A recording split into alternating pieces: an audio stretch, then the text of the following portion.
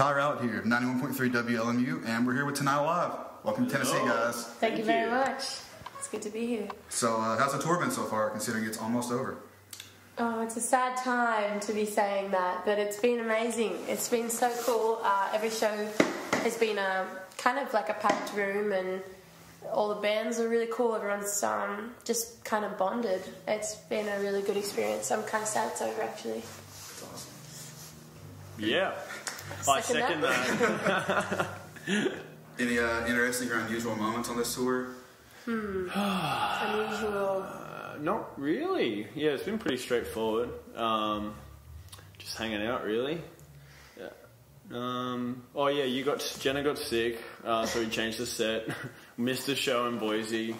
Changed the set for Utah, and everything's good now. Yeah, we went to a bunch of cities we'd never visited before, mainly in Canada. We saw like all their major cities, and we've only ever been to Montreal and Toronto before, so that was really cool.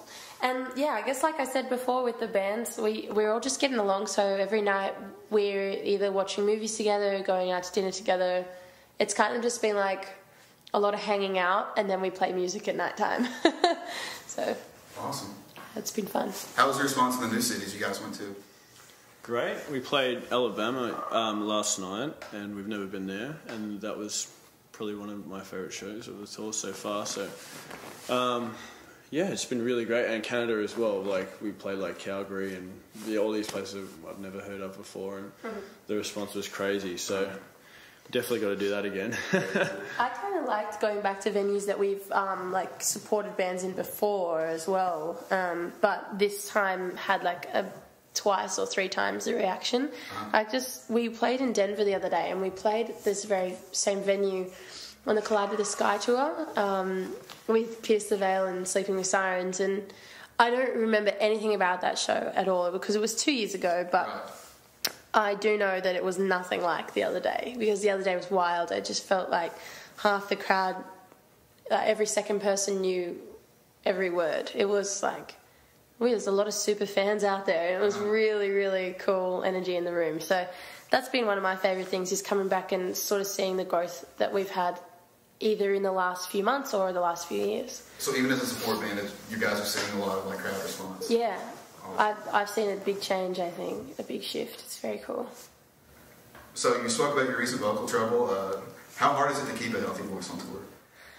For me, I mean, I'm not a big drinker and I don't smoke, and I'm pretty, not lazy, but I sleep a lot. So sleep is like my most important thing.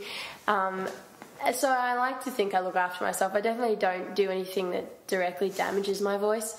And I try to eat healthy and all kinds of things like that, but just, I guess, sometimes with the weather changes, I think that was the most detrimental thing for my health on this tour. I think that if you care enough about it, it shouldn't be too hard to look after yourself.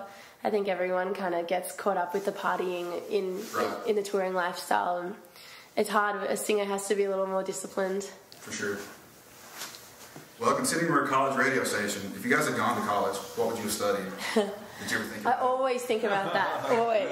Because my best friend, she just finished university, and it just looked like she had the best time because she lived on campus and it was really social lifestyle. I was kind of jealous.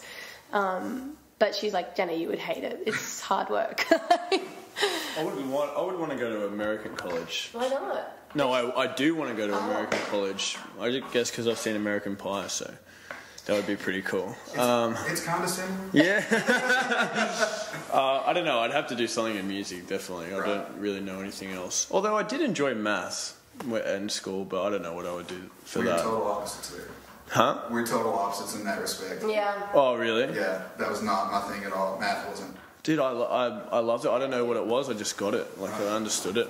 They say, like, a mind that, like, sometimes with the skills in, like, music and art, sometimes is mathematic as well. It's just like a just connection. Really smart guys, I guess. My brain's just really great.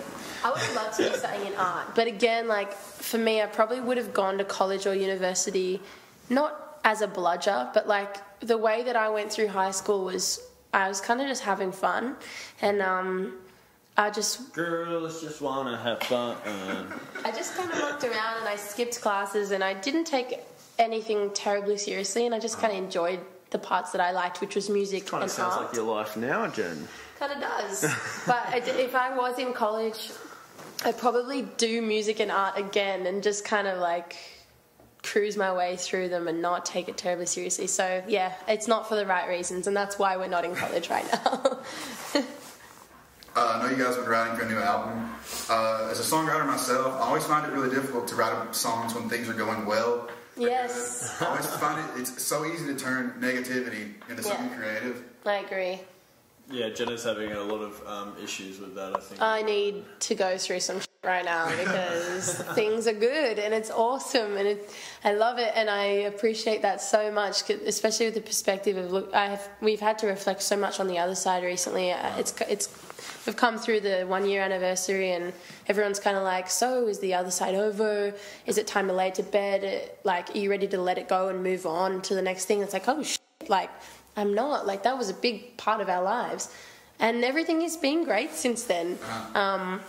But, yeah, I'm trying to channel, like, positivity into our lyrics. And we've always had a silver lining with our lyrics, even when we're telling stories about, like, negative experiences. But I don't know, this is a learning curve for sure. I think this is a test of being a songwriter. It's like, you got to put my heart in there. Even when everything's going good. Yeah. Just looking for I can just write guitar riffs, that's fine. I don't have to be depressed about that. But yeah, it's definitely, lyrics are hard when you're happy. Unless you want to write lollipop stuff. Right. We'll see what happens. How was Reading and Leeds? Oh, bizarre. It was insane. Yeah, I can still put myself in that position where I was just walking around backstage, kind of pacing and just trying to get in the zone. Wack was particularly nervous on the Leeds date, but I just had so much adrenaline. I just was bouncing off the walls. Leeds was the first show, and it's actually the smaller of the two, and we didn't have anyone we worked with at that show, so it was kind of like totally independent. We had a lot of friends on the festival. It was just a really good vibe. The sun was out. I was ready. Right. And Leeds was great for that, for so many reasons. Reading, I think there was a lot more pressure just because we had our booking agents, our managers, our A&R guy from Australia had flown out. It was kind of like, we really wanted to do them proud, but we had some technical difficulties on stage, but it really didn't spoil it. It just was, anyway, I guess that's taking the negative path, but it was an incredible couple of days of memories that are not going to leave us. They're definitely a part of our history as a band and as people now. Yeah. And relating to Reading and Leeds, you guys have seen a pretty substantial growth in the UK as far as like a fan base goes, and you guys come for the UK tour. Yeah, almost absolutely. Every day sold out. I guess every day sold out. I think.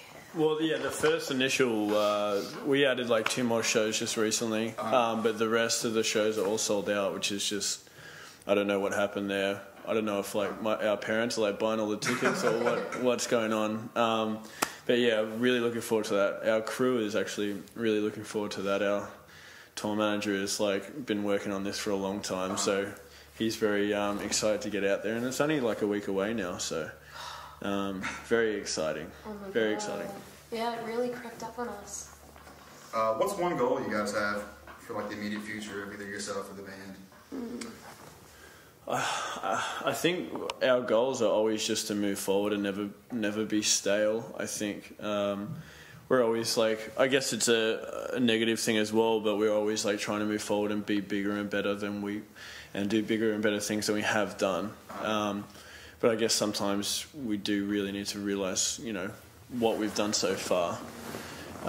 But yeah, I guess we're just really looking into this new record and recording that, finishing the year out with touring, and keep on riding. Keep on riding. Yeah, I kind of just hope that we can make a record as special as what the other side has been for us and for our fans.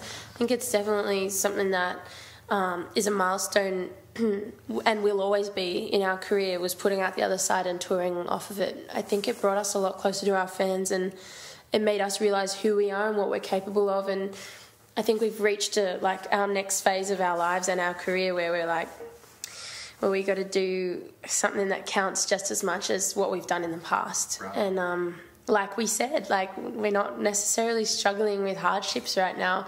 We're kind of riding a really cool wave, and I guess, yeah, the plan is just to put out a strong record and solidify our future. Well, considering 2014 is almost over, what have been your proudest moments of the year? Oh, wow. I think that will be the UK headline. Will definitely be a proud moment for us. Probably the London shows will be. I think doing Reading and Leeds as well was like such a milestone for us. We also sold out.